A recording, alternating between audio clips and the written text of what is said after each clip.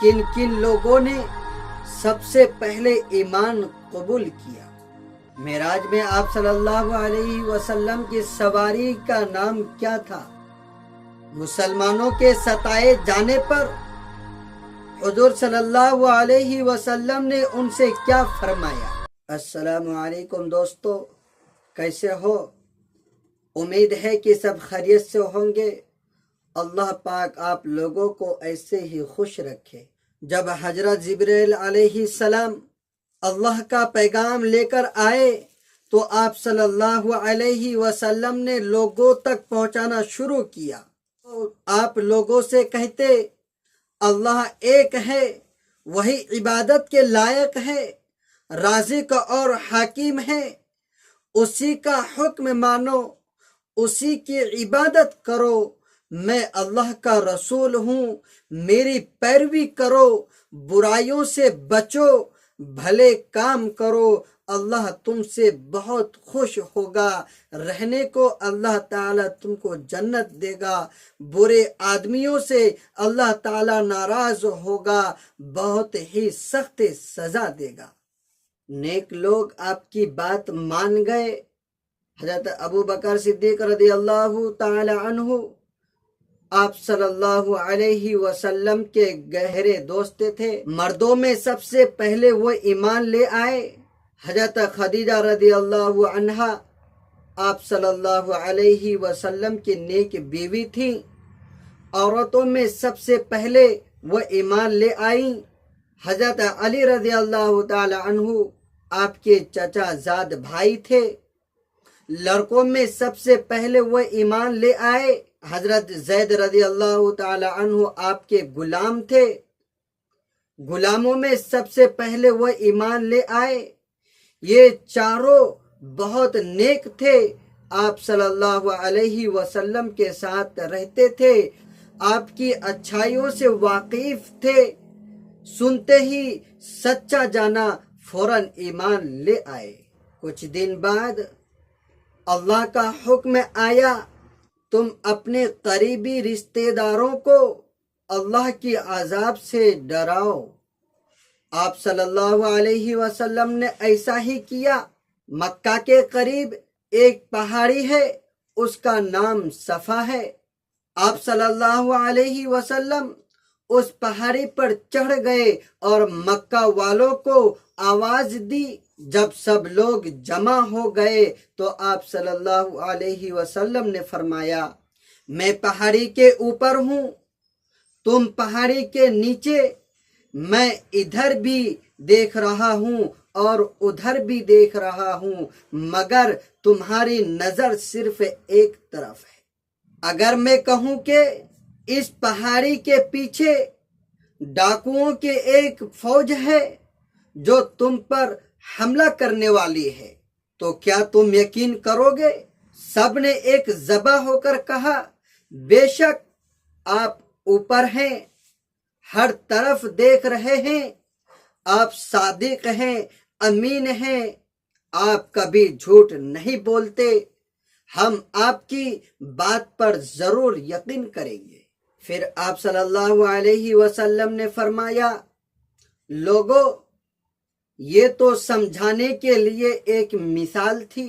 यकीन करो, मौत तुम्हारे सर पर खड़ी है, तुम्हें एक दिन मरना है, मरकर अल्लाह के पास जाना है, अपने किए का बदला पाना है। अगर तुम ईमान लाकर नेक ना बने तो तुम पर सख्त अजाब नाजिल होगा।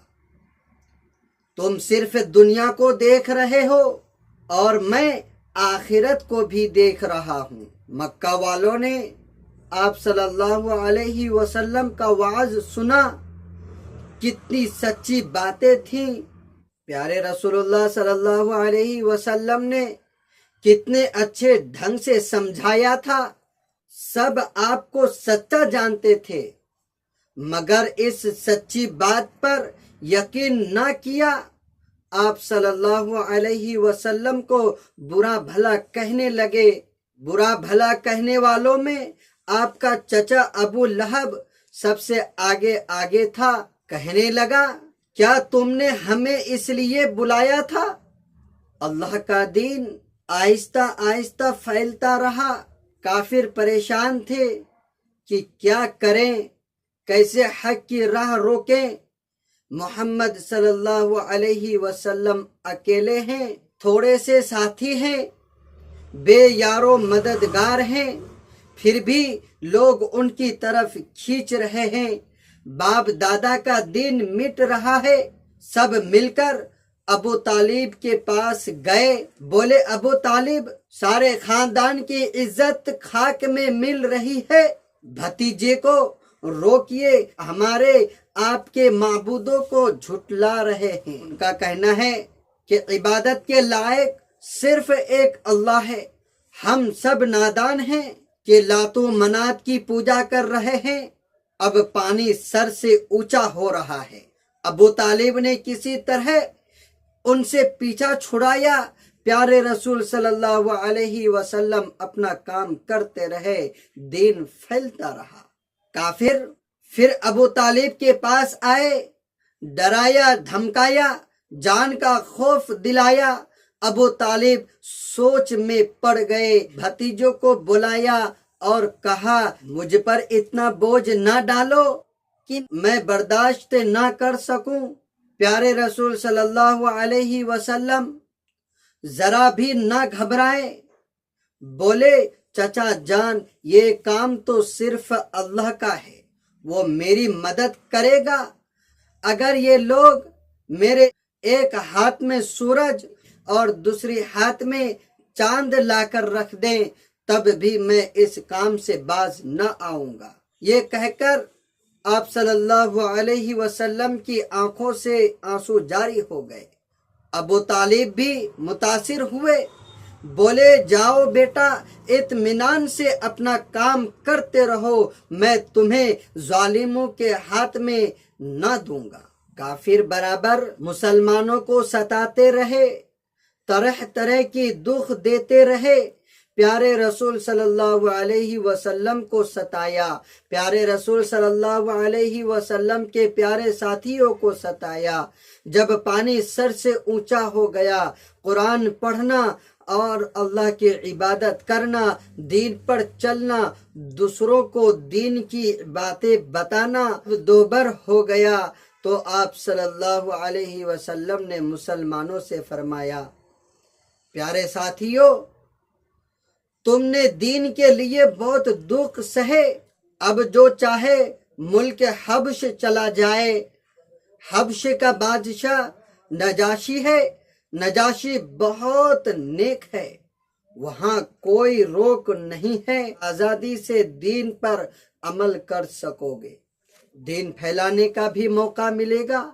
بہت سے مسلمان گھر بار چھوڑ کر حبشہ چلے گئے، کافروں کے ظلم سے تنگ آ کر وطن چھوڑ دیا، دین کی خاطر دوسرے ملک میں جا بسے، اسی کو ہجرت کہتے ہیں۔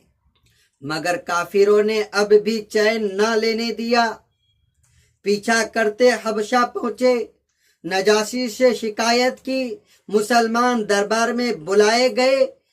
حضرت علی رضی اللہ تعالی عنہ کے بھائی حضرت جعفر رضی اللہ تعالی عنہ تھے۔ حضرت جعفر رضی اللہ تعالی عنہ مسلمانوں کے سردار تھے۔ انہوں نے نجاشی کے دربار میں ایک تقریر کی، تقریر بہت اچھی تھی۔ حضرت جعفر رضی اللہ تعالی عنہ نے فرمایا، اے بادشاہ، ہم نادان تھے، جاہل تھے، بدھ پوجتے، مردار کھاتے، بدکاری کرتے، آپس میں لڑتے، امیر غریب پر ظلم کرتے، نہ مہمانوں کی عزت ہوتی، نہ پڑوسیوں کے ساتھ اچھا برتاؤ ہوتا، بھائی بھائی سے لڑتا، طاقتور کمزور کو ستاتا۔ اللہ کو ہم پر رحم آیا، ہم میں ایک رسول بھیجا، ہم سب اس سے واقف تھے، وہ بہت ہی نیک تھا، اس نے سیدھی راہ دکھائی، آپس میں محبت کرنا سکھایا، اس نے ہمیں سمجھایا ہم بت پوجنا چھوڑ دیں، ایک اللہ کی عبادت کریں، سچ بولیں، وعدہ پورا کریں، برائیوں سے بچیں، گناہوں سے دور رہیں، یتیموں کا مال نہ کھائیں، ظلم سے باز آ جائیں، آپس میں مل جل کر رہیں۔ ہم نے اسے نبی جانا، اللہ کا رسول مانا، اس کی باتوں پر عمل کیا، ہماری قوم ہماری دشمن بن گئی، ہمیں ستانے لگی، اس لیے ہم اپنا وطن چھوڑ کر یہاں چلے آئے۔ نجاشی نے حضرت جعفر رضی اللہ تعالی عنہ کی تقریر بڑے غور سے سنا، ان کی باتوں کا اثر لیا، ان سے قرآن شریف سنا، قرآن شریف سن کر رونے لگے، کافروں کو نکلوا دیا، مسلمانوں کے ساتھ اچھا برتاؤ کیا، کچھ دن بعد خود بھی مسلمان ہو گئے۔ پیارے رسول صلی اللہ علیہ وسلم نے ہجرت نہیں کی، اب حبشہ نہیں گئے، مکہ میں جمے رہے، دکھ سہتے رہے، اللہ کی طرف لوگوں کو بلاتے رہے۔ آپ صلی اللہ علیہ وسلم میلوں میں جاتے، منڈیوں میں جاتے، حج کے موقع پر جگہ جگہ سے آئے ہوئے لوگوں کو دین کی باتیں بتاتے۔ اس طرح مکہ مکرمہ میں اسلام دھیرے دھیرے پھیلنے لگا، روزانہ کوئی نہ کوئی اسلام قبول کر لیتا۔ دشمنوں کو بہت فکر ہوئی، انہوں نے ہمارے نبی صلی اللہ علیہ وسلم اور مسلمانوں کا بائیکاٹ کیا اور شعیب ابی طالب میں قید کر دیا۔ مسلمانوں کو سخت تکلیفوں کا سامنا کرنا پڑا۔ اس گھاٹی میں کھانے پینے کے کچھ بھی نہیں تھا، مسلمان بوڑھے بچے عورتیں سب بھوک پیاس کی شدت برداشت کرتے تھے۔ مسلمان 3 سال تک اسی حالت میں گھاٹی میں قید رہے۔ گھاٹی سے نجات پانے کے کچھ ہی عرصہ بعد نبوت کی 10ویں سال آپ صلی اللہ علیہ وسلم کے مہربان چچا ابو طالب کا انتقال ہو گیا۔ ابھی چچا کا غم تازہ ہی تھا، حضرت خدیجہ رضی اللہ عنہا کی بھی وفات ہو گئی۔ ان دونوں واقعات سے ہمارے نبی صلی اللہ علیہ وسلم کو سخت صدمہ پہنچا اور ہمارے نبی صلی اللہ علیہ وسلم نے اس سال کو غم کا سال قرار دیا۔ اب قریش کو کھلم کھلا ستانے کا موقع مل گیا۔ پہلے تو ابو طالب کے لحاظ اور حضرت خدیجہ رضی اللہ تعالی عنہا کی خاطر کچھ دبے رہتے تھے، لیکن اب میدان صاف تھا۔ مشرکین مکہ نے ہمارے نبی صلی اللہ علیہ وسلم کو بہت ستانا اور تکلیفیں پہنچانا شروع کر دیا۔ مکہ سے تقریباً 50 میل دور ایک بستی ہے، اس کا نام طائف ہے۔ مکہ میں دین کا کام کرتے کرتے بہت دن ہو گئے تھے۔ مکہ کا ایک ایک آدمی آپ صلی اللہ علیہ وسلم کا دشمن تھا۔ کوئی آپ صلی اللہ علیہ وسلم کی بات پر دھیان نہ دیتا۔ آپ صلی اللہ علیہ وسلم نے سوچا کہ اب طائف جا کر کیوں نہ اللہ کا پیام سناؤں، ہو سکتا ہے کہ وہاں کچھ لوگ سنیں اور کچھ ساتھی مل جائے اور مل کر اللہ کے دین کا کام کریں۔ یہ سوچ کر آپ صلی اللہ علیہ وسلم طائف گئے۔ طائف کے لوگ بہت برے تھے، انہوں نے آپ کی باتیں نہیں سنی، آپ صلی اللہ علیہ وسلم کے ساتھ بہت برا سلوک کیا، پتھروں سے مارا، گالیاں دیں، ستانے کے لیے نادان اور شرارتی بچے پیچھے لگا دیے۔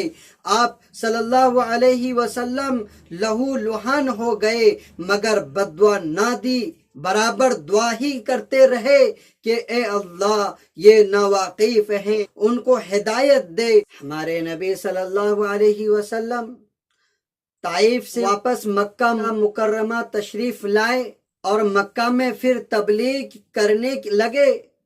مسلسل تکلیفوں کے بعد اللہ کی طرف سے ایک انعام ہوا اور معراج کا عظیم الشان واقعہ پیش آیا۔ نبوت کو 10 سال گزر چکے تھے، ایک رات ہمارے نبی صلی اللہ علیہ وسلم اپنی چچا زاد بہن ام ہانی کے گھر آرام فرما رہے تھے کہ حضرت جبرائیل علیہ السلام آئے اور آپ صلی اللہ علیہ وسلم کو معراج کی خوشخبری سنائی۔ پھر ایک تیز رفتار سواری پیش کی جن کا نام براق تھا، جس پر سوار ہو کر آپ صلی اللہ علیہ وسلم مکہ سے بیت المقدس آئے اور وہاں سے 7 آسمانوں کا سفر کیا، جنت و جہنم کو دیکھا اور پھر اللہ کے دربار میں حاضر ہوئے۔ وہاں آپ صلی اللہ علیہ وسلم کو 5 نمازوں کا تحفہ ملا۔ پھر آپ صلی اللہ علیہ وسلم اسی سواری سے واپس مکہ تشریف لائے۔ مدینہ منورہ عرب کا ایک مشہور شہر ہے۔ یہ مکہ مکرمہ سے تقریباً 455 کلومیٹر کے فاصلے پر ہے۔ مدینے میں رہنے والے کچھ لوگ بت پرست اور کچھ یہودی تھے۔ بت پرستوں کے 2 بڑے خاندان تھے۔ مدینے کے لوگ ہر سال حج کے لیے مکہ جاتے۔ پیارے رسول صلی اللہ علیہ وسلم ان سے ملتے اور چپکے چپکے دین کی باتیں بتاتے۔ مدینے کے لوگ نیک تھے، وہ پیارے رسول صلی اللہ علیہ وسلم کی باتیں دھیان سے سنتے۔ ان میں سے بہت سے مسلمان ہو گئے۔ اس طرح اللہ کا دین مدینہ پہنچا۔ مکہ میں دین کی باتیں پہنچاتے پہنچاتے آپ صلی اللہ علیہ وسلم کو 13 سال ہو گئے تھے۔ مکہ والوں نے آپ صلی اللہ علیہ وسلم کو ستایا۔ جب ان میں حضور صلی اللہ علیہ وسلم کی باتیں سننے والا کوئی نہیں رہا، الٹے جان کے در پہ ہو گئے، تو اللہ تعالی نے آپ کو حکم دیا کہ آپ اب مدینہ کو ہجرت کر جائیں۔ بہت سے مسلمان مدینہ کو ہجرت کر چکے تھے۔ ایک رات کافروں نے طے کیا، توبہ توبہ، پیارے رسول صلی اللہ علیہ وسلم کو جان سے مار دیا جائے، اس نور کو ہمیشہ کے لیے بجھا دیا جائے۔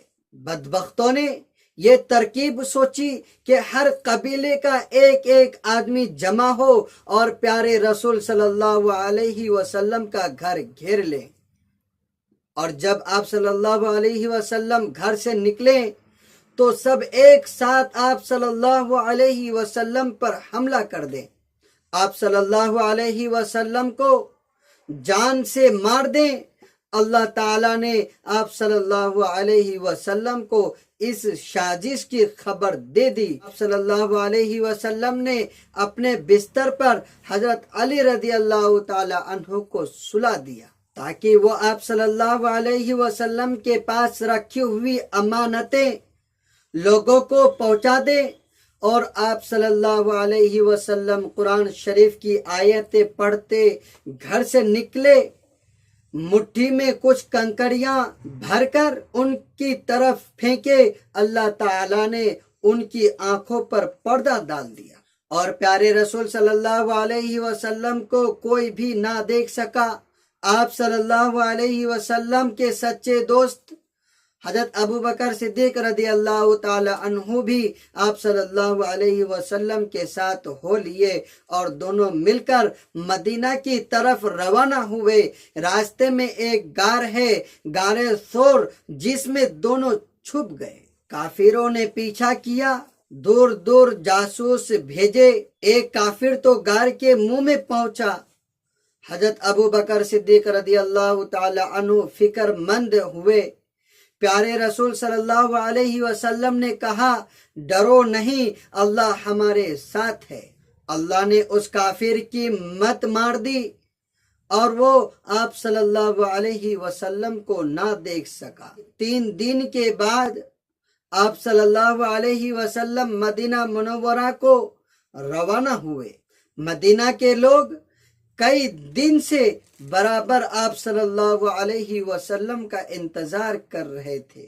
پہنچے تو لوگ بہت خوش ہوئے، بچیاں گیت گانے لگی اور ہر ایک یہ چاہتا تھا کہ آپ صلی اللہ علیہ وسلم ہمارے گھر ٹھہرے۔ حضور صلی اللہ علیہ وسلم نے فرمایا، میں وہیں ٹھہروں گا جہاں میری اونٹنی جا کر بیٹھے گی۔ یہ شرف حضرت ابو ایوب انصاری رضی اللہ تعالی عنہ کو حاصل ہوئی۔ درود ہو پیارے رسول صلی اللہ علیہ وسلم پر، سلام ہو پیارے نبی کریم صلی اللہ علیہ وسلم پر۔